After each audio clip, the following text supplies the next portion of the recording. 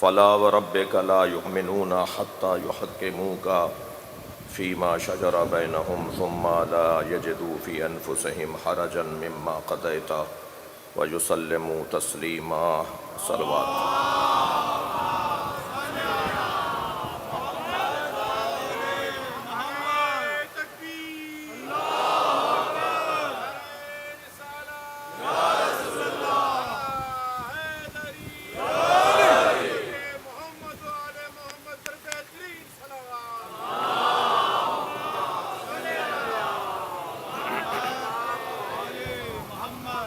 سورہ مبارکہ نساء کی 65ویں آیت، جسے آج اس 7ویں مرحلہ بیان پر بھی آپ کے سامنے تلاوت کیا،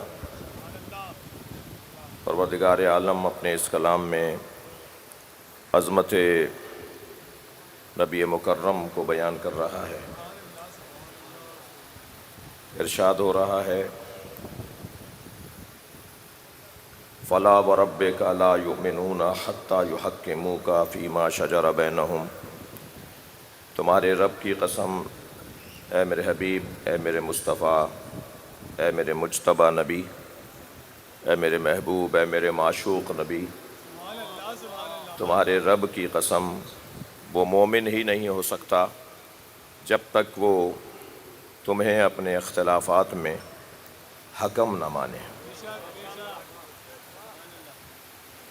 ثم لا یجدوا فی انفسہم حرجا، اور جب آپ فیصلہ سنا دیں تو آپ کے فیصلے پہ بال برابر بھی تردد تذبذب کا شکار نہ رہے اگر اسے مومن خود کو کہلوانا ہے۔ وَيُسَلِّمُ تسلیما، اور آپ کے فیصلے پہ ایسے تسلیم ہو جیسے تسلیم ہونے کا حق ہے۔ مولا علی نے ایک چور کی انگلیاں حد جاری کی، اس کی انگلیاں کاٹیں، کیونکہ آل رسول چور کی سزا انگلیوں کے کاٹنے کو قرار دیتے ہیں۔ کلائی سے ہاتھ کاٹنے کو چور کی سزا مولا علی اور ائمہ اہل بیت نے قرار نہیں دی۔ فَاقْطَعُوا ایدیہما، ان کے ہاتھ کاٹ دو، یہ قرآن نے حکم دیا، تو ہاتھ کہاں سے کٹے گا؟ جی ہاتھ تو کلائی سے کاٹنے کو بھی ہاتھ کے کاٹنا شمار ہوگا، اور کونی سے بھی اور بازو سے بھی، لیکن ائمہ اہل بیت نے جب چور کی سزا ہاتھ کاٹنا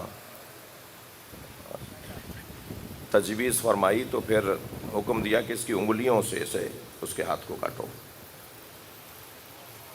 کیونکہ قرآن مجید فَاكْتُبُوهُمْ بِأَيْدِيهِمْ، وہ اپنے ہاتھوں سے لکھتے ہیں۔ یہ بھی تو قرآن کا حکم ہے نا، وہ اپنے ہاتھوں سے لکھتے ہیں، تو معصوم فرماتے ہیں یہ اپنی انگلیوں سے لکھتے ہیں، تو اللہ نے انگلیوں کے کاموں کو ہاتھ کا کام قرار دیا ہے، اور ادھر قرآن کہہ رہا ہے کہ چور کی سزا ہاتھ کاٹنا ہے، ادھر قرآن کہہ رہا ہے یہ اپنے ہاتھ سے لکھتے ہیں، تو پھر کہاں سے چور کو سزا دی جائے گی؟ کہاں سے اس کا ہاتھ کاٹا جائے گا؟ تو ایک جانب ہاتھ کاٹنا ہے، دوسری جانب ہاتھ سے کتاب لکھی جاتی ہے، تیسری جانب ان المساجد للہ، مساجد اللہ کے لیے مخصوص ہیں، اور مساجد میں اعضائے بدن میں 7 عضو ایسے ہیں جنہیں مساجد قرار دیا گیا ہے، پیشانی، دونوں ہتھیلیاں، دونوں گھٹنے، دونوں انگوٹھے۔ صلوات پڑھیں ذرا محمد والے۔ تو اب ان ساری آیات کو جوڑیں گے تو ائمہ اہل بیت کے فیصلے سمجھ میں آئیں گے۔ لہٰذا امام نے، مولا علی نے بھی، اور امام علی نقی کے زمانے میں بھی جب چور کی سزا ایک بحث کا شکار ہوئی، فقہا میں بحث چھڑی کہ چور کی سزا جو ہاتھ کاٹنا ہے، تو کسی نے کہا کہ جی کلائی سے کاٹو، کسی نے کہا کونی سے کاٹو، کسی نے کہا آدھی اس کی بازو سے کاٹو، کسی نے کہا بالکل بازو کے وسط سے کاٹو، تو امام علی نقی نے فرمایا نہیں، اس کا ہاتھ انگلیوں سے کاٹا جائے گا۔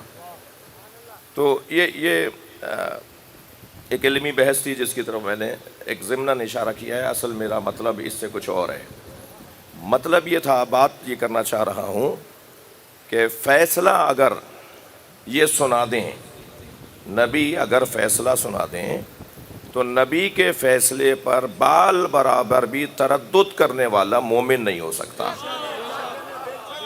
نبی جو فیصلہ سنا دیں گے وہی فیصلہ آخری فیصلہ ہے، اور صرف فیصلہ ہی وہ آخری ہے، وہ فیصلہ تو آخری ہے، مگر جس کے خلاف فیصلہ جا رہا ہے نا، جس کے حق میں جائے گا تو وہ تو انسانی نفسیات ہیں، وہ تو کہے گا جی کیا کہنا صاحب، یہی تو حق تھا، یہی تو سچ تھا، اور دیکھو حقدار کو حق مل گیا۔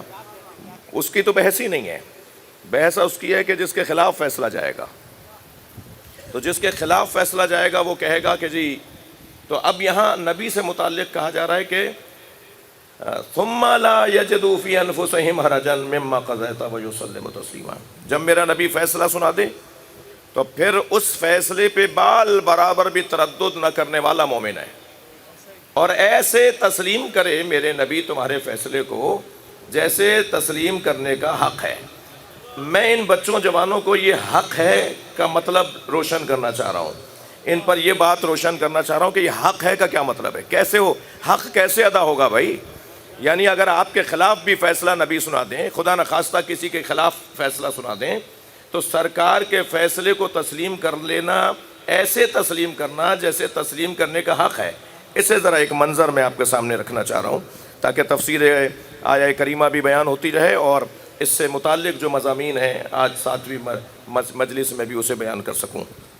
میرے مولا علی نے ایک چور کی انگلیاں کاٹیں، جی جیسے میں نے ابھی بحث مقدمہ مکمل کیا، انگلیاں کاٹ دیں، اور جب حد اس کی جاری ہو گئی تو اس نے کٹی ہوئی انگلیاں اپنے دوسرے ہاتھ سے اٹھائیں، اور کوفے کے چاراہے پہ کھڑے ہو کر اس نے آوازیں دینا شروع کی کہ آؤ یہ میں بتاتا ہوں کہ یہ حد کس نے جاری کی ہے۔ آپ یقین جانیے، اب اگر ایسا ماحول ہو تو پھر کیا بنتا ہے، کیا ہوتا ہے؟ یعنی وہ بھی آئیں گے سننے کے لیے جو علی کے چاہنے والے تھے، اور وہ بھی آئیں گے جو علی سے کوئی دل گرفتہ تھے۔ تم بڑا مجمع لگ گیا جب وہ کہنے لگا میں بتاتا ہوں یہ انگلیاں کس نے کاٹی ہیں۔ جب مجمع جمع ہو گیا تو کہنے لگا یہ انگلیاں اس نے کاٹی ہیں جو نہ ہوتا تو نبی کے بستر پہ سونے والا کوئی نہیں تھا۔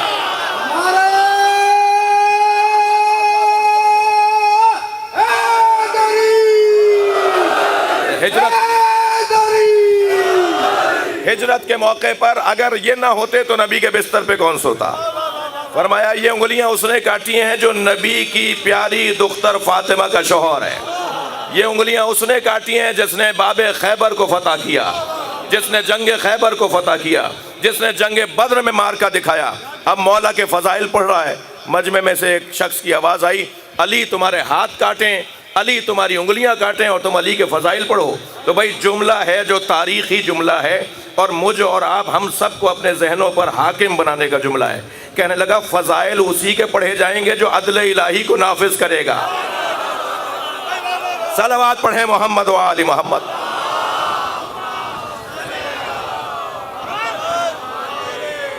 اور اس نے مولا کی فضیلتوں میں ان فضیلتوں کو بیان کیا۔ یہ روایت میں نے اگر اپنی آنکھوں سے کتاب میں نہ پڑھی ہوتی تو شاید میں بیان نہ کرتا۔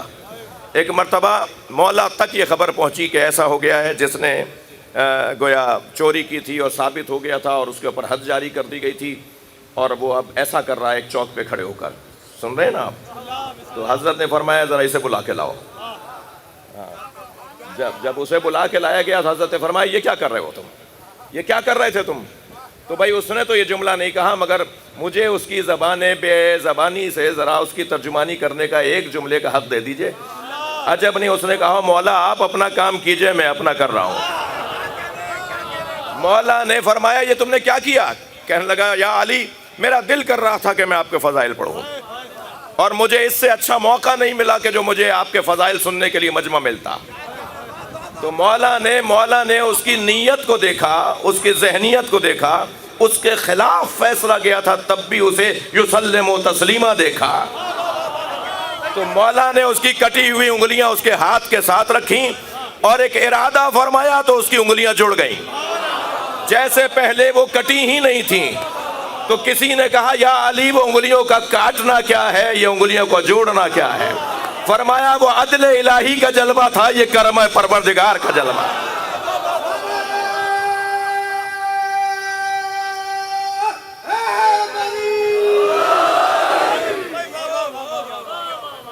وَيُسَلِّمُ تَسْلِيمًا کا کیا مطلب ہے؟ یعنی جب نبی فیصلہ سنائے تو پھر نبی کے فیصلے پہ چوں چرا اگر مگر ایسے ویسے یہ ہوتا وہ ہوتا یہ جملے چاہنے والا نہیں بولتا. اب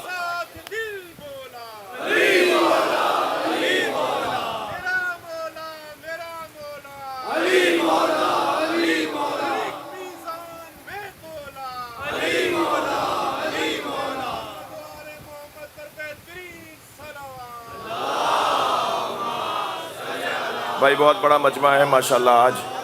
آج شرکت آپ کی ہر روز کی طرح بھرپور ہے. بلند ترین صلوات نبی اور آل نبی پر.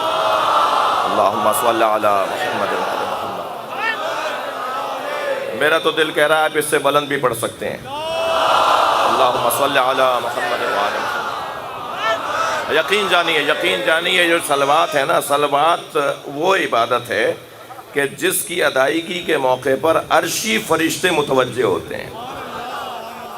اور حدیث مبارکہ میں ہے کہ ارفعوا اصواتکم عند صلاۃ علیہ، جب مجھ پہ صلوات بھیجو تو اپنی آوازوں کو بلند کرو، اس لیے کہ جب تم بلند صلوات بھیجتے ہو تو دلوں سے منافقت نکلنے لگتی ہے. بھائی ہمارا مطلب ہے صلوات پڑھیں محمد و آل محمد.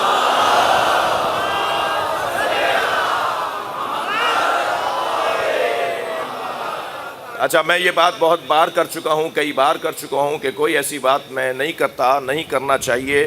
میری مکمل کوشش ہوتی ہے کبھی کبھی کوئی ایسی بات اگر ہو بھی جائے تو بتا دیتا ہوں کہ یہ فقہ اہل بیت کے مطابق ہے، فقہ جعفریہ کے مطابق ہے. کوشش یہ ہوتی ہے کہ ہر بات یا زیادہ تر وہ بات کی جائے جو تمام مسالک اسلامیہ، تمام فرق اسلامیہ کے نزدیک ان کا کم سے کم کوئی حوالہ ملتا ہو. تو یہ جو حدیث میں نے آپ کو سنائی ہے، یہ حدیث سب کے ہاں ملتی ہے کہ نبی نے فرمایا جب مجھ پہ صلوات پڑھا کرو تو بلند آواز سے صلوات پڑھا کرو. تو میں ایک صلوات اور.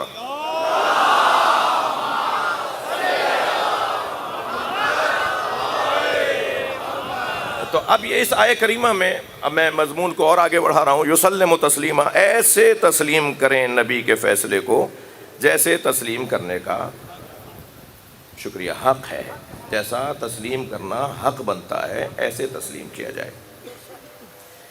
یہ آپ نے آیت سنی اور اس کو ایک مرتبہ پھر اس زاویے سے ذرا توجہ فرمائیں.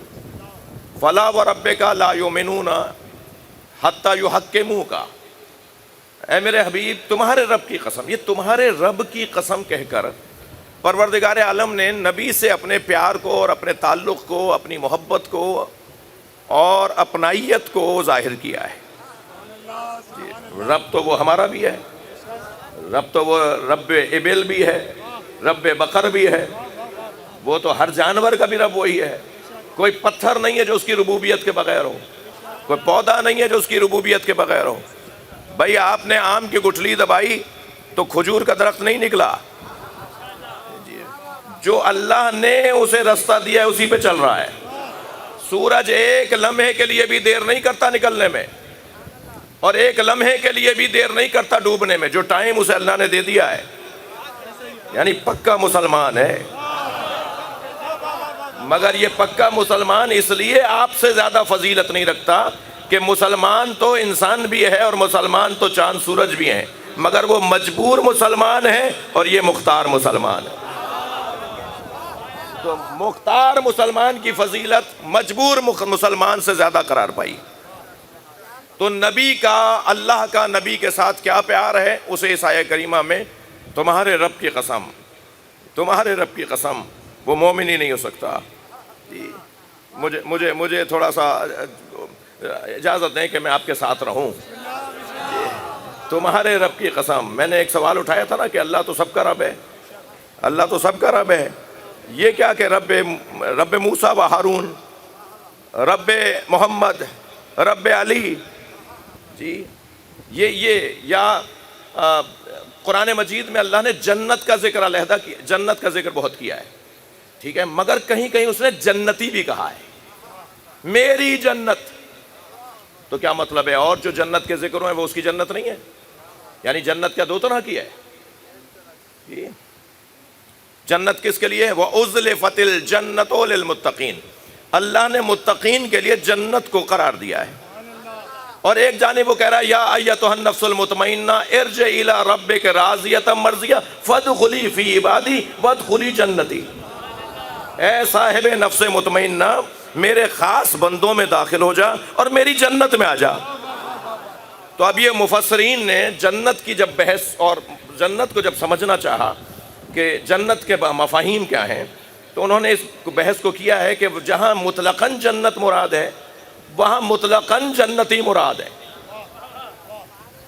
جہاں مطلقاً جنت، جہاں صرف جنت کا لفظ آیا ہے وہاں ہر جنتی مراد ہے، لیکن جہاں جنتی اللہ نے کہا ہے میری جنت، وہ خاص ہستیاں مراد ہیں جنہیں وہ اپنی جنت میں داخل کرنے کی بات کر رہا ہے۔ بھائی مجھے معلوم ہے اللہ کے بارے میں کیا کیا باتیں کی جا سکتی ہیں اور کیا کیا جملے نہیں بولے جا سکتے۔ مثلا اللہ کا جسم نہیں ہے، اللہ کا ہم جسم نہیں مانتے، ہم مسلمان اللہ کا جسم نہیں مانتے جی، اس لیے کہ جسم اگر مانیں گے تو جسم کو روکنے بٹھانے کے لیے مکان بھی چاہیے، اور مکان اگر مان لیا تو پھر پڑوس بھی ماننا پڑے گا، اور پڑوس مان لیا تو حدوں کو ماننا پڑے گا، اور جس کی حد بن جائے وہ سمد نہیں ہوتا۔ تو اللہ کی حد نہیں ہے، اللہ سمد ہے، بے نیاز ہے، وہ محتاج نہیں ہے، اسی لیے ہر وہ چیز جو اس کی سمدیت کی راہ میں رکاوٹ ہے یا اس کے عقیدہ سمدیت کی راہ میں رکاوٹ ہے، ہم وہ چیز نہیں مانیں گے، جیسے جسم ہے، ٹھیک ہے۔ تو پھر یہ اللہ کیا کہہ رہا ہے کہ جنتی میری جنت، اللہ کی جنت کہاں ہے؟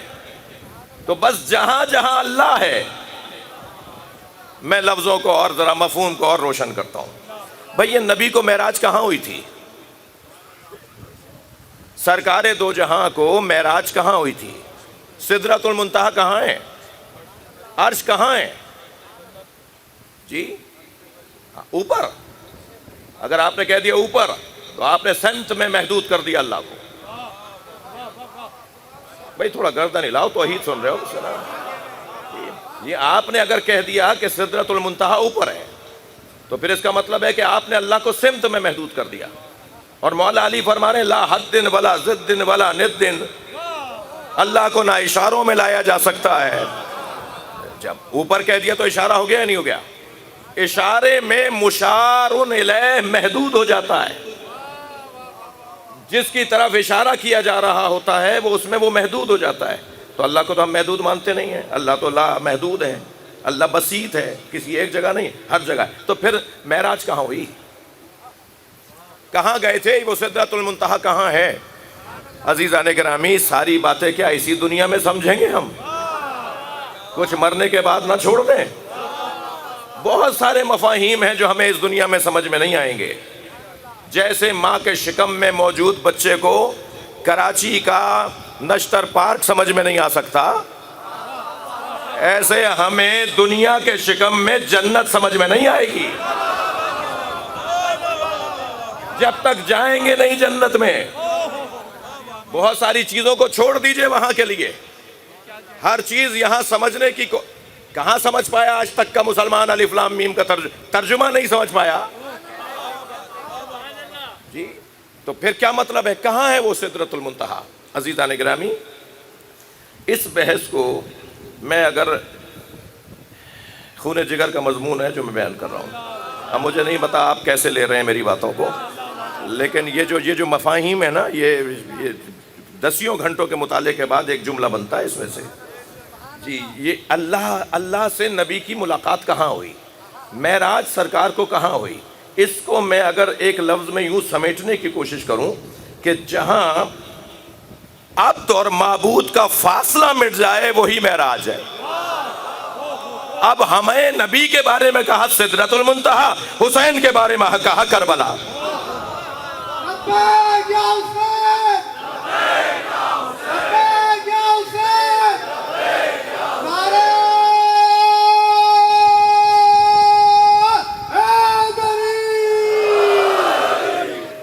متوجہ ہیں؟ پیار محبت نبی مکرم کے ساتھ، سرکار دو جہاں کے ساتھ اللہ کا جو پیار ہے، جو محبت ہے، ایک اس کا بیان ہے، اور دوسرا بیان اس کے اندر ہے آپ کے حکمیت کا بیان. یعنی میں نے کل کی مجلس میں جو بات کہی تھی کہ فضائل، مناقب، جس کو آپ ولایت کہتے ہیں. ولایت کے دو معنی ہیں، ولایت بے معنی محبت اور ولایت بے معنی حاکمیت.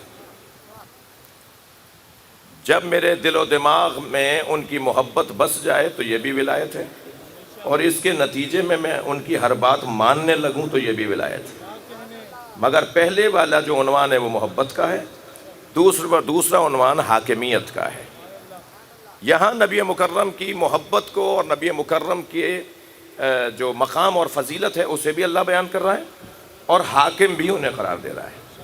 یعنی اگر ہم حاکم ہی نہ مانیں سرکار کو تو پھر بعض اوقات یہ بات لا حاصل ہوگی، ہمیشہ نہیں. بعض اوقات یہ بات لا حاصل ہوگی کہ ہم ان کے فضائل پڑھ رہے ہیں، ہم ان کے مناقب بیان کر رہے ہیں، ہم ان کی عظمت کو بیان کر رہے ہیں. یہ لا حاصل ہو جائے گی بعض اوقات، اس لیے کہ وہ جو فضائل و مناقب بیان کر رہے ہیں اس کا نتیجہ کیا ہے؟ سمندر کے کنارے کھڑے ہو کے کشتی کی تعریفیں کہ اس کا چپو ایسا ہے اور اس کی لکڑی ایسی ہے اور یہ اتنی تیز چل سکتی ہے اور یہ اتنے گہرے پانی میں جا سکتی ہے اور یہ اس پار جا سکتی ہے اور یہ ڈوبنے والی نہیں ہے اور اس میں اتنے لوگ بھی سوار ہو سکتے ہیں اور اس میں وہ نہیں بیٹھ سکتا اور اس میں وہ بیٹھے گا. 50,000 باتیں کر لیجئے، کیا فائدہ جب تک کہ اس پہ سوار نہ ہوا جائے. اس پہ سوار ہوں گے اور خود کو کہیں تک لے جائیں گے تب اس فضائل اور اس مناقب کا کوئی فائدہ ہوگا. جی نبی مکرم نے اپنی اہل بیت کو کشتی نوح سے زیادہ کشتی نوح سے تعبیر کیا ہے نا. میری اہل بیت کی مثال کشتی نوح کی طرح ہے. من رکبہا، جو اس پہ سوار ہو گیا، فنجا، وہ نجات پا گیا، اور جس نے اس سے منہ موڑ لیا فہلکا، وہ ہلاک ہو گیا. تو اب سوار ہونے کی بات ہے. سوار کیسے سوار ہوں گے بھائی؟ سوار کیسے ہوں گے؟ یہ کشتی کوئی مادی کشتی تو ہے نہیں، یہ لکڑی کی بنی ہوئی کشتی تو ہے نہیں، یہ فائبر کی بنی ہوئی، مجھے معاف کیجیے گا، کشتی بنانے والے بھی شاید کچھ لوگ بیٹھے ہوئے ہوں گے. جی کشتی کیسی کشتی ہے کہ جس پہ سوار ہوا جائے؟ اور کیا ہمارا بدن سوار ہوگا؟ تھوڑی سی توجہ بڑھائیے. ہمارا نبی نے اپنی اہل بیت کو حضرت نوح کی کشتی کی طرح تعبیر کیا ہے. مثل اہل بیتی، صلوات پڑھیں تو میں حدیث سناؤں.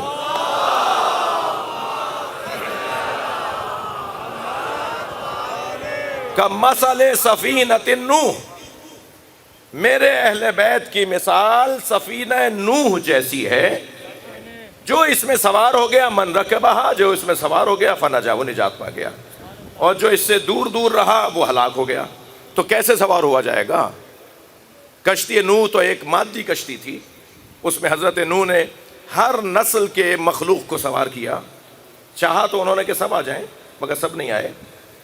جس کو توفیق ہوئی وہ آیا، جسے اپنی نسلیں بچانی تھیں وہ آیا، جسے اپنا آئندہ محفوظ کرنا تھا وہ آیا.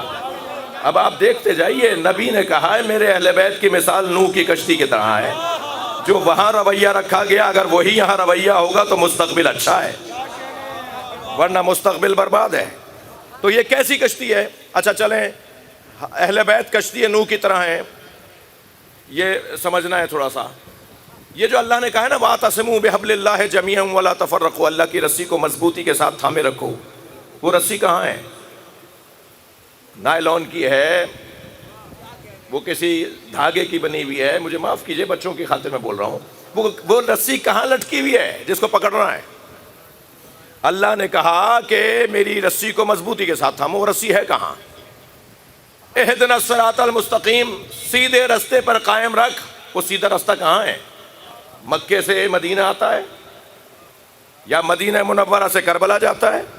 وہ کہاں جاتا ہے وہ رستہ؟ وہ ہے کہاں رستہ؟ عزیزان گرامی، نہ کشتی جو اہل بیت کو قرار دیا ہے وہ مادی کشتی ہے کہ اس پہ سوار ہونے کی کوئی تصور کرے، نہ ہی صراط کوئی مادی رستہ ہے، کوئی روڈ ہے، کوئی موٹر وے ہے، مجھے معاف کیجئے، اور نہ ہی حبل اللہ کوئی مادی رسی ہے جو کہیں لٹکی ہوئی ہے. یہ حبل اللہ، یہ صراط، یہ کشتی اہل بیت کا وجود، کشتی نجات، جی سفینۃ النجات، یہ اہل بیت کا وجود یہ مادی نہیں ہے. میں لفظوں کو اور معنوی ہے، میں لفظوں کو اور ذرا بہتر کرتا ہوں. یہ خارجی رستہ نہیں ہے، یہ درونی رستہ ہے. یہ کشتی آپ کو اپنے اندر ملے گی،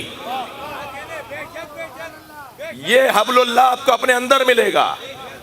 اپنی فطرت کو سالم بناتے چلے جائیے، ہر باکمال آپ کو اپنا نظر آئے گا.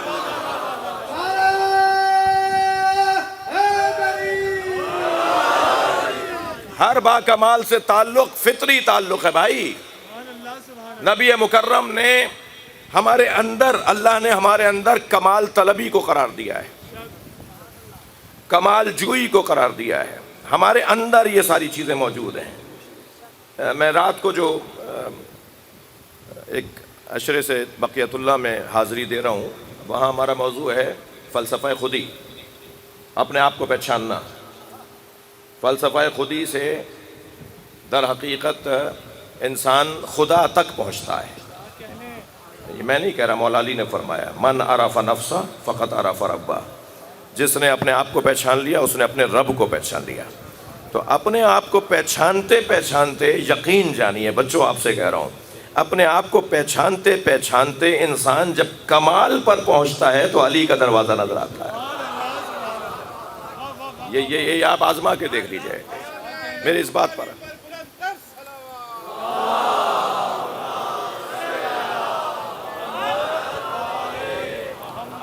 بات بہت روشن ہے. میں عرض یہ کر رہا ہوں کہ حاکم قرار دیا ہے نبی مکرم کو، اور محبت کے ساتھ، پیار کے ساتھ، عقیدتوں کے ساتھ اس گھرانے کو اپنا حاکم ماننا ہے. جو یہ فیصلہ سنا دیں اس فیصلے کو تسلیم کرنا ہے. اچھا اب دیکھیے، یہ جو مجمع بیٹھا ہے، یہ جو آپ تشریف فرما ہیں، یہ مسلمان بیٹھے ہیں، ٹھیک ہے. ہم امت مصطفیٰ ہیں اور ملت ابراہیم ہیں. اللہ کرے، میں آج ٹائم میرے پاس تنگ سے تنگ تر ہوتا جا رہا ہے اور میں اپنے مضمون میں مفاہیم کو بیان کرنے کی کوشش کر رہا ہوں. جتنے بھی مسلمان ہیں نا، ہم کلمہ پڑھنے والے، لا الہ الا اللہ محمد الرسول اللہ پڑھنے والے، جتنے بھی مسلمان ہیں وہ سب امت مصطفیٰ ہیں اور ملت ابراہیم ہیں. وَاتَّبَعَ مِلَّةَ ابراہیم حنیفہ. اے لوگو، ملت ابراہیم جو چنا ہوا اور منتخب دین ہے، اس دین کی اتباع کرو. وَمَا جَعَلَ عَلَيْكُمْ فِي الدِّينِ مِنْ حَرَجٍ مِلَّةَ أَبِيكُمْ إِبْرَاهِيمَ هُوَ سَمَّاكُمُ الْمُسْلِمِينَ. خبردار، تم پر کوئی حرج نہیں ہے کہ تم دین میں ملت ابراہیم کی پیروی کرو، جس ملت کے بنانے والے تمہارے بابا ابراہیم نے تمہارا نام مسلمان رکھا ہے. اللہ کرے میرا مجمع میرے ساتھ رہے. یعنی ہم لوگ جو ہیں مسلمانوں کو مسلمان کس نے کہا ہے؟ ہمارا نام مسلمان کس نے رکھا ہے؟ لا الہ الا اللہ محمد رسول اللہ کہنے سے ہم مسلمان ہو گئے. یہ کس نے رکھا ہے ہمارا نام؟ قرآن کہہ رہا ہے یہ ابراہیم نے رکھا ہے. یہ سورہ بقرہ کی آیت ہے جو میں نے 130 نمبر کی آیت ہے. حضرت ابراہیم نے ہمارا نام مسلمان حضرت ابراہیم نے رکھا ہے. جی کون؟ اچھا ایک اور جگہ ارشاد ہو رہا ہے وَمَن يَرْغَبْ، یہ بھی سورہ بقرہ ہے. وَمَن يَرْغَبْ، اللہ اکبر، ان ملت ابراہیم الا من صفیہ نفسہ. جو راغب ہی نہیں ہے خود کو ملت ابراہیم میں شمار کرنے کا، اس سے زیادہ تو بے وقوف کوئی نہیں ہے. یہ بھی قرآن کی آیت. ایک سلوات پڑھیں تو میں ان کی تفسیر کروں.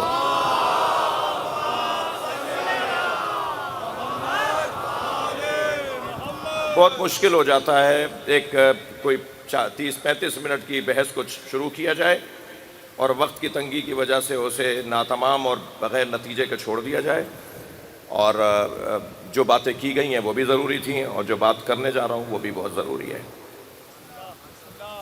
اصلی مضمون آپ کے ہاتھ میں آ گیا کہ ہم امت مصطفیٰ اور ملت ابراہیم ہے۔ ملت ابراہیم کا نام، امت مصطفیٰ کا نام مسلمان، ہوا سماکم المسلمین، سرچ کر لیجیے آیت، ہوا سماکم المسلمین، تمہارے جد ابراہیم نے تمہارا نام مسلمین قرار دیا ہے۔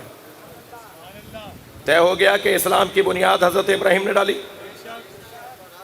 بھئی ایک نتیجہ ضرور دوں گا اپنی آج کی گفتگو کا۔ طے ہو گیا کہ حضرت ابراہیم نے، اچھا مجھے تسلی دیجئے کہ مغرب کا صحیح وقت کیا ہے، کوئی بتائے گا مجھے؟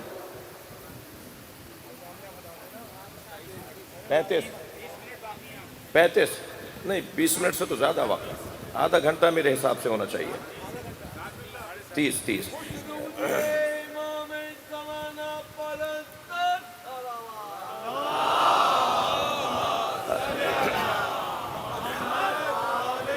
نہیں منفی مت سوچیے، ظاہر ہے روزانہ وقت تبدیل ہوتا ہے، اس لیے اگر بر وقت جواب نہیں آیا تو منفی مت سوچیے۔ صلوات پڑھیں ذرا محمد و آل محمد۔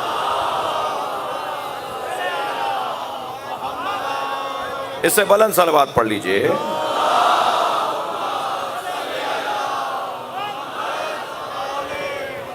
میں ایک بات آپ کے سامنے بس اللہ کرے میں بیان کر پاؤں کہ یہ طے ہو گیا کہ اسلام کی بنیاد حضرت ابراہیم نے رکھی۔ جب اسلام کی بنیاد حضرت ابراہیم نے رکھی ہے تو حضرت ابراہیم ہی بہت سارے معاملات کو طے کریں گے۔ مثلا حضرت ابراہیم یہ طے کریں گے کہ تمہارا حاکم اور تمہارا بڑا کون ہوگا۔ مثلا حضرت ابراہیم ہی یہ طے کریں گے کہ کسے تم اپنا حکم مانو گے۔ بہت سارے اعمال ہیں جو حضرت ابراہیم کے مطابق آپ انجام دیتے ہیں۔ ابھی آپ نے کچھ دن پہلے قربانی کی ہے، یہ حضرت ابراہیم ہی نے آپ کو قربانی کا جذبہ دیا تھا۔ یہ پاکستان نہیں پوری دنیا کے صاحبان ثروت اور صاحبان صحت لوگ، پیسے والے لوگ اور صحت مند لوگ، یہ دو اگر ٹھیک ہو جائیں تو معاشرہ ٹھیک ہو جائے گا۔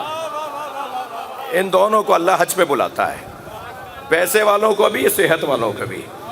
تو انہی کی وجہ سے معاشرے میں فساد بھی ہے اور انہی کی وجہ سے معاشرے میں ترقی بھی ہے۔ تو انہی کو اللہ مکے بلاتا ہے، انہی کے بال اترواتا ہے، انہی کے شناخت کے کپڑے ان سے تبدیل کرواتا ہے۔ ہاں انہی لوگوں کو وہاں بلا کے اللہ گنجا کروا دیتا ہے۔ اب کیا اردو میں بول رہا ہوں نا بھائی، اللہ ان کے بال اتروا دیتا ہے، یعنی جو ہیئر اسٹائل، شناخت وہ سب مٹ جاتی ہے، صرف اپنی ایک شناخت رکھو، مسلمان ہو۔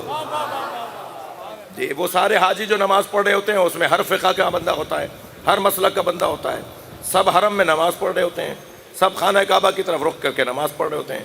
تو اتنا کروڑوں لوگ دنیا میں، اربوں مسلمان ہیں، سب کو اللہ کیسے بلا سکتا تھا وہاں؟ اللہ نے اس کی شرائط رکھ دی، اس کی کچھ جو ہے وہ استطاعت کی کچھ شرائط رکھ دی کہ جن کے اندر یہ صفتیں پائی جائیں گی وہ وہاں آ جائیں۔ ٹھیک ہے، یہ کس کا کام ہے؟ یعنی ہمیں ہمارے معاشرے کو بہتر معاشرہ بنانے کے لیے اللہ نے صاحبان ثروت اور صاحبان صحت لوگوں کو مکے بلایا ہے۔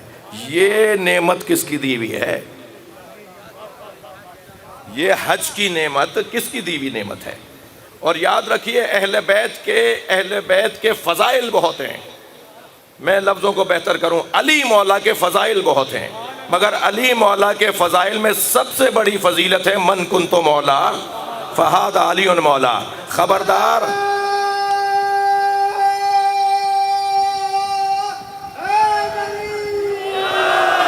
میں جس کا مولا، علی اس کا مولا۔ یہ جو مولا علی کی فضیلت مولائیت ہے نا، یہ بھی حضرت ابراہیم کی وجہ سے ملی ہے۔ حج سے لوٹ رہے ہیں نا سرکار، صلوات پڑھ لیں محمد و آل محمد پر۔ بھائی میرا مجمع ساتھ ساتھ چلے نا میرے۔ تو حضرت ابراہیم کی وجہ سے حضرت امیر المومنین کی ہمیں مولائیت کا عنوان نصیب ہوا ہے۔ جی غدیر خم کا میدان، حج سے لوٹتے ہوئے سرکار دو جہاں نے مجمع روک لیا اور پھر فرمایا کہ جس کا میں مولا ہوں اس کا علی مولا ہے۔ تو اصلی مضمون آپ کے ہاتھ میں آ گیا کہ اسلام کی بنیادیں بھی حضرت ابراہیم نے ڈالی ہیں۔ اگر قرآن کی آیتیں نہ ہوتی نا جو میں نے بھی پڑھی ہیں تو آپ میں سے بہت سے لوگ جو ہے نا مجھے جانے نہیں دیتے کہ مولانا نہ جانے کون سی بحث لے کر آ گئے۔ ہم کیوں ملت ابراہیم ہے بھائی؟ ہم تو امت مسلمہ ہیں، امت مسلمہ ہی ملت ابراہیم ہے اور ملت ابراہیم ہی امت مسلمہ ہے۔ اب جب بنیادیں حضرت ابراہیم نے ڈالی ہیں تو اب حضرت ابراہیم ہماری جو سماجی زندگی ہے اس کے لیے بھی حضرت ابراہیم ہی امور کو مرتب کریں گے. اور کب کریں گے؟ جب حضرت ابراہیم تمام نبیوں میں سب سے بڑے نبی، یعنی امتحانات دینے کے بعد سب سے بڑا مقام انہیں ملا، تب انہوں نے کہا میں کچھ بنیادیں ڈال رہا ہوں. کب؟ وَإِذِ ابْتَلَىٰ إِبْرَاهِيمَ رَبُّهُ بِكَلِمَاتٍ فَأَتَمَّهُنَّ. یہ جو آیت میں آپ کے سامنے پڑھ رہا ہوں اس کے 3 عنوان ہیں. اس آیت کے اندر 3 حصے ہیں. پہلا حصہ کیا ہے؟ وَإِذِ ابْتَلَىٰ إِبْرَاهِيمَ رَبُّهُ بِكَلِمَاتٍ. تسلی دیجئے، آپ اکتا نہیں رہے میری باتوں سے. اس بحث کو مکمل کروں.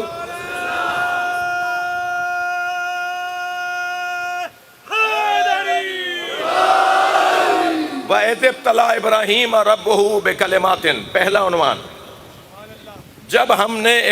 جب ابراہیم کے رب نے ابراہیم کو آزمایا.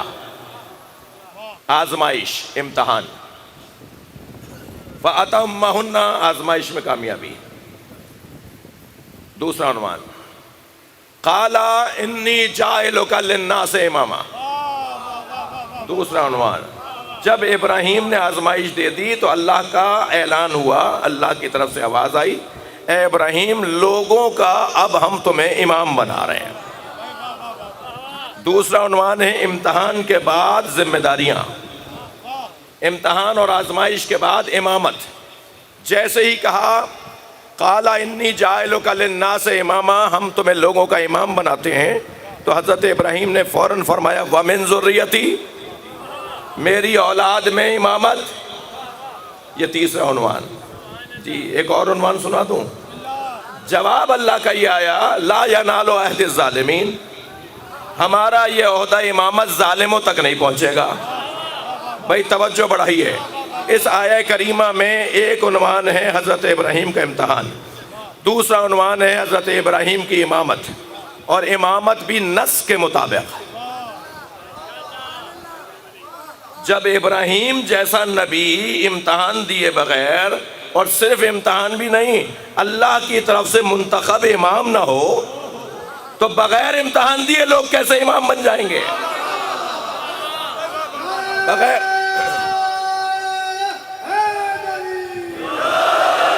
بغیر اللہ کی جانب سے بنائے بغیر کیسے امام بن جائیں گے؟ یعنی امتحان دینا ہے پہلا مرحلہ، امتحان میں کامیابی پہلا مرحلہ. دوسرا مرحلہ یہ ہے کہ اللہ بنائے، پھر اس امتحان کے بعد ڈگری کون دے گا، نمبر کون دے گا، سند کون دے گا؟ وہی دے گا نا جس نے امتحان لیا ہے. تو اب دوسرا عنوان ہے امامت کے لیے نص کا ہونا. میں چوتھی مجلس میں آپ کو عبارت پڑھ کے سنا چکا ہوں کہ بڑی بڑی شخصیات نے اپنی کتابوں میں لکھا ہے. ملا علی قاری جیسی شخصیت، سعد الدین تفتزانی جیسی شخصیت، وہ لکھ چکے ہیں اپنی کتابوں میں کہ امامت امت کے لیے اتنا سنجیدہ مسئلہ ہے کہ اس امامت کی وجہ سے نبی کا دفن و کفن بھی چھوڑا جا سکتا ہے. میں عبارتیں سنا چکا ہوں آپ کو. ایک صلوات پڑھیں ذرا محمد و آل محمد.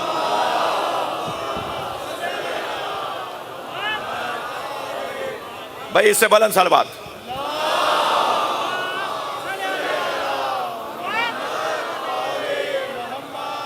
یعنی اتنا سنجیدہ مسئلہ ہے، امت کے نزدیک اتنا سنجیدہ مسئلہ ہے کہ نبی کے دفن و کفن کو بھی چھوڑ سکتے ہیں. کہہ رہے ہیں نا، کہا ہے نا، لکھا ہوا ہے نا. تو اب امامت امتحان کے بعد نص کے مطابق امامت، اور صرف نص کے مطابق امامت. تیسرا مرحلہ اولاد کے لیے امامت. چوتھا مرحلہ لا ینال عہد الظالمین. یہ نہیں کہا اللہ نے کہ آپ کی اولاد میں امامت نہیں آئے گی. یہ کہاں کہا اللہ نے؟ جب فرشتوں نے کہا یہ خون بہائے گا تو اللہ نے کب کہا نہیں بہائے گا؟ اللہ نے کہا انی اعلم ما لا تعلمون، جو میں جانتا ہوں وہ تم نہیں جانتے. اللہ نے کب کہا نہیں بہائے گا؟ اور اللہ نے کب کہا کہ بہائے گا؟ اللہ نے کہا میں جو جانتا ہوں وہ تم نہیں جانتے. حضرت ابراہیم فرما رہے ہیں کہ میری ذریت میں، میری اولاد میں امامت. تو اللہ نے کیا کہا کہ نہیں ہوگی امامت؟ اللہ نے کہا ظالموں تک امامت نہیں پہنچے گی. یعنی عصمت. امتحان، نص، انی جاعلک للناس اماما. نس کے مطابق امامت، حکم الہی کے مطابق امامت، اللہ امام بنائے گا۔ بھائی میرے پاس وقت تنگ ہو گیا، مگر مجھے اگر وقت ہوتا تو میں 10 آیتیں تو مجھے اس وقت یاد ہیں جو میں آپ کو سنا دوں کہ کہاں کہاں اللہ نے کہا ہے خلیفہ میں بناؤں گا، امام میں بناؤں گا، ملک میں بناؤں گا، حاکم میں بناؤں گا۔ ایک مرتبہ بھی اگر کوئی کہہ دے یہ کام میں کروں گا تو ادب کا تقاضا نہیں ہے کہ وہ کام کرنے سے پہلے اس سے پوچھ لیا جائے کہ یا اللہ تو کیا چاہتا ہے؟ ایک دفعہ تھوڑی کہا ہے اس نے، اگر ایک دفعہ بھی کہا ہوتا تو تب بھی حکم یہی تھا۔ اس نے تو بار بار کہا ہے کہ یہ کام میرا ہے۔ معاشرے کی سربراہی، معاشرے کا سربراہ بنانا تمہارا کام نہیں ہے، معاشرے کا سربراہ بنانا میرا کام ہے۔ جب انہوں نے کہا میری اولاد میں سربراہی جائے گی تو اللہ نے کہا لا ینال عہد الظالمین، یعنی عصمت۔ توجہ ہو گئی آپ حضرات کی؟ یعنی عصمت کے مطابق۔ عزیزو یہ بحث چھوڑ دو کہ پہلے امام سے لے کے 12ویں امام تک ہر امام کا بیٹا پچھلے امام کی جگہ آ کر امام بنا، یہ کیسے ہوا؟ یہ خاندانی مسئلہ ہے۔ بعض لوگوں کے دل میں خرابی خود ہوتی ہے، الزام رکھ دیتے ہیں مستشرقین کے اوپر، الزام رکھ دیتے ہیں مغربیوں کے اوپر کہ وہ غیر مسلم کہتے ہیں کہ خاندان میں کیسے ہوگا، بچوں میں کیسے امامت اور خلافت جائے گی، اولاد میں کیسے خلافت چلی جائے گی۔ بھائی غیر مسلموں کی بات چھوڑو، تم اپنی بات کرو، مسلمان ہو یا نہیں؟ غیر مسلم کا تو امامت موضوع ہی نہیں ہے، کیوں غیر مسلم پہ رکھ کر اپنی بات کر رہے ہو؟ امامت اور خلافت غیر مسلم کا موضوع کب ہے؟ اسے تو پہلے اللہ سمجھاؤ، اسے پہلے توحید سمجھاؤ۔ غیر مسلم کا نماز موضوع ہی نہیں ہے۔ نماز پر اگر کوئی غیر مسلم اعتراض کر رہا ہو نا، اسے کہو بھائی کوئی اور بات کرو۔ مسلمان سے نماز پہ بحث کرے کہ باندھ کے پڑھوں یا کھول کے پڑھوں، لیکن جو اللہ کو ہی نہیں مانتا وہ نماز پہ ہم سے کیوں بات کر رہا ہے؟ جی اولاد میں امامت کیوں جائے، کیسے جائے، نہیں جانا چاہیے، یہ غیر مسلم کا موضوع ہی نہیں ہے۔ اور جس نے اس پر اعتراض اٹھایا ہے، اگر وہ اعتراض اٹھاتا ہے تو شاید زبان پہ تو کلمہ ہے مگر دل میں کوئی غیر مسلمی ہے۔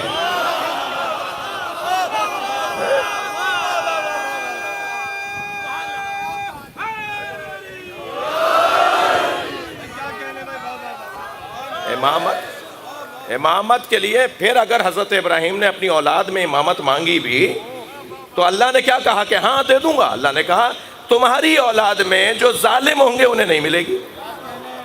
تو اللہ نے تو اولاد کے اندر بھی معیار بنا دیا نا، بھائی اولاد میں بھی وہ امام بنے گا جو معصوم ہوگا۔ اب ثابت کرو، یا ہم ثابت کرنے کے لیے بیٹھے ہیں کہ جسے تم امام مانتے ہو وہ کتنے عرصے تک بتوں کی پوجا کرتے رہے، اور جنہیں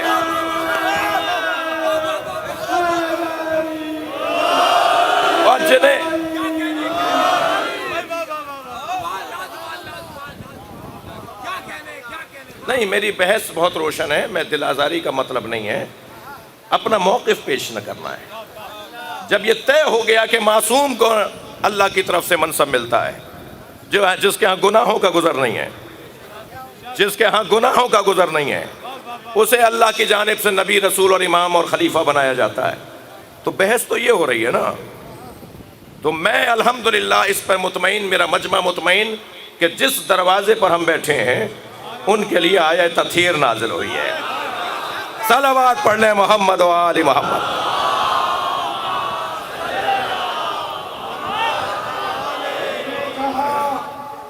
تو مورد الزام ہو گئے، ہم نے کہا تو مورد الزام ہو گئے۔ خیبر میں خود نبی نے کہا یا علی مدد نعرہ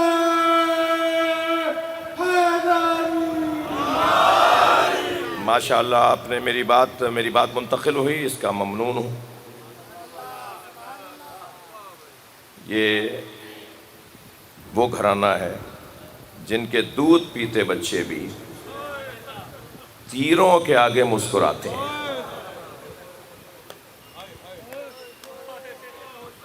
یہ وہ گھرانہ ہے جن کا 11 سال کا کم سن نوخیز نوجوان یہ کہتا نظر آتا ہے کہ موت میرے نزدیک شہد سے زیادہ میٹھی ہے. اس کو تو ابھی جینے کی تمنا ہونی چاہیے. کہتے ہیں صاحب اس نے تو دیکھا کیا ہے, ابھی تو اسے زندگی گزارنی ہے. اس گھر کا تو 11 سال کا 13 سال کا جوان یہ کہتا نظر آئے احلی من العسل, موت میرے نزدیک شہد سے زیادہ شیریں ہے. جب شب عاشور امام حسین اپنے اصحاب سے ملاقات فرما رہے تھے اور ساری رات میرے مولا نے کل آنے والے دن کے حالات کو بیان کیا, تو اصحاب نے پوچھا کہ مولا ہمارا نام کل شہید ہونے والوں میں ہے. تو امام نے وہ فہرست پڑھ کر سنائی, دکھائی, جو نبی نے امام حسین کو دی تھی, سرکار دو جہاں نے دی تھی, کہ حسین تمہارے ساتھ کون کون شہید ہوگا.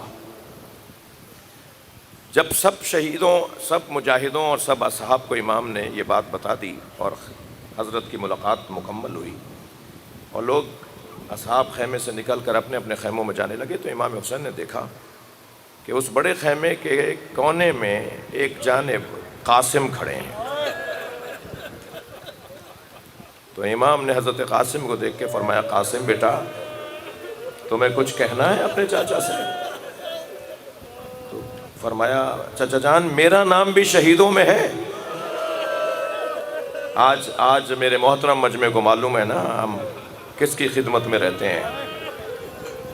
جی تو امام سے فرمانے لگے, چچا میرا نام بھی شہیدوں میں ہے. حضرت نے فرمایا, قاسم تم تو بہت بڑے ہو, تمہارا چھوٹا بھائی علی اصغر بھی شہید ہوگا. تو جیسے یہ سنا نا کہ چھوٹا بھائی علی اصغر بھی شہید ہوگا, تو ایک مرتبہ انگڑائی لی, کمر کا پٹکا کھل گیا, جوش کا, اور ایک مرتبہ غضب کی کیفیت میں فرمایا, هل يصلون الى الخیام, کیا یہ قوم اشقیہ خیموں میں گھس آئے گی؟ اس لیے کہ میرا بھائی تو گہوارے میں ہے نا, میرا بھائی تو جھولے میں ہے. امام نے فرمایا, نہیں قاسم, علی اصغر کو میں اپنی آغوش میں لے کے جاؤں گا, تمہارے بھائی کو شہید کیا جائے گا. جب صبح عاشور نمودار ہوئی تو عزاداروں بار بار آ کر امام حسین کے سامنے کھڑے ہو جاتے ہیں, چچا جان مجھے اجازت ہے, چچا جان مجھے اجازت ہے. اور امام ہر دفعہ فرماتے تھے, تم اپنی ماں کا سہارا ہو, تم میرے بھائی حسن کی نشانی ہو. جو جہاں بیٹھا ہے جس کے مذہب میں رونا جائز ہے وہ تکلف نہ کرے. فرماتے تھے, بار بار بھیج دیتے تھے. اور جب خیمے میں لوٹ کے جاتے تھے تو اس بچے کی ماں کہتی تھی, چچا نے کیا کہا؟ اور کہتے تھے, اماں چچا نے تو واپس لوٹا دیا.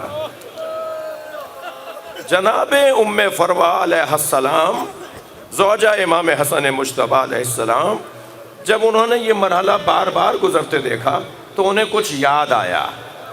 انہوں نے اپنے صندوق سے ایک خط نکالا جو امام حسن نے اپنی شہادت کے موقع پر اپنی زوجہ کو دیا تھا, اور یہ کہہ کر دیا تھا کہ جب کوئی مشکل گھڑی آ جائے تو اسے کھول لینا. اب تک امام حسین نے ان بچوں پہ کوئی مشکل گھڑی آنے نہیں دی, تو اب یاد آیا کہ اب اس سے زیادہ اور کون سی مشکل گھڑی ہوگی. کربلا کا میدان ہے, کل شہادت نامے کے مطابق شہادتیں ہوں گی.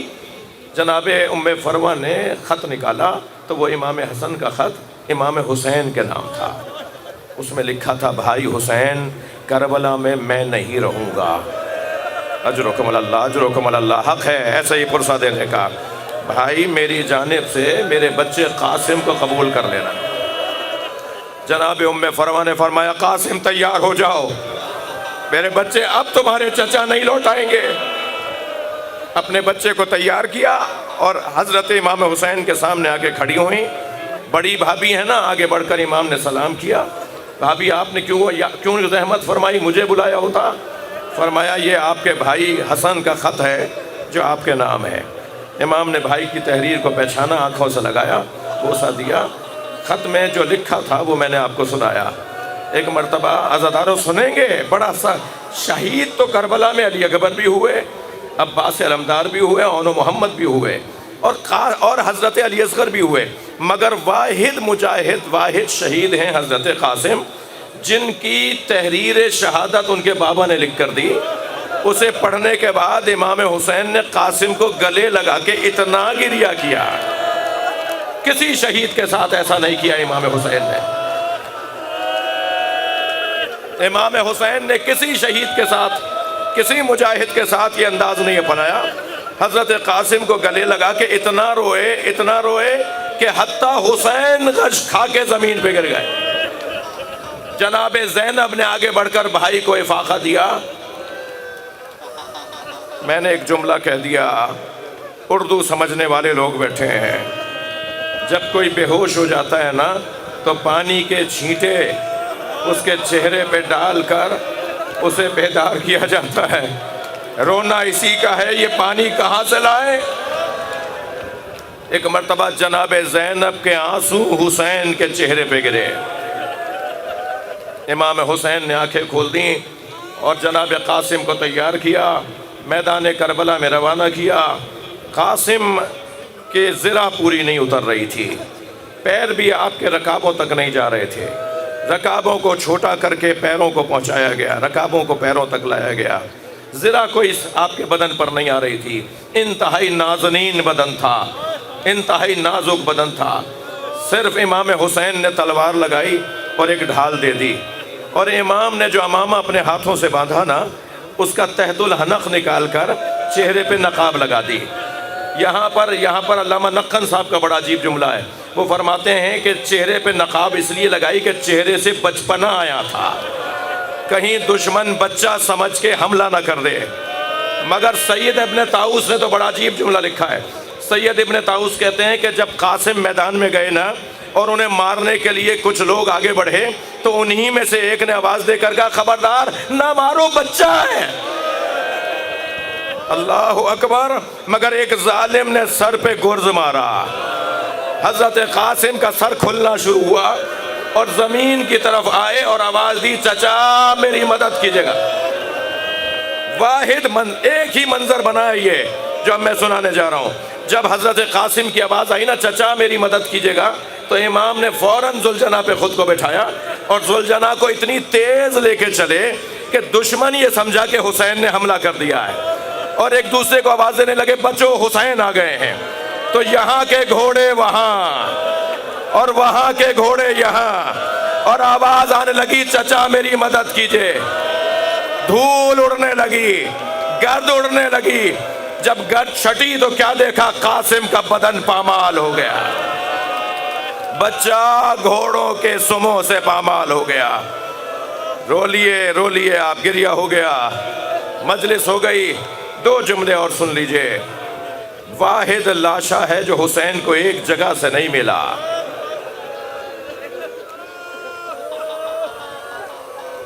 کئی جگہ سے قاسم کے ٹکڑے بنے بینے اور لے کر آئے گنج شہیدہ کی طرف۔ ہر شہید کا لاشا جب آتا تھا اس شہید سے وابستہ بی بی کھڑی ہو کر استقبال کرتی تھی، لیکن جب حضرت قاسم کا لاش آیا تو بی بی ام فروہ نظر نہیں آئی۔ تو امام نے تعجب سے جناب زینب سے فرمایا، بہن بھابھی کہاں ہے؟ تو بتایا کہ خیمے کی پشت پر گئی تھی، وہاں سجدے کی حالت میں ہے۔ جب جناب ام فروہ کا سجدہ مکمل ہوا تو آواز دی، حسین قاسم کو لے کر آئیں، اجر و کمال اللہ، اجر و کمال اللہ۔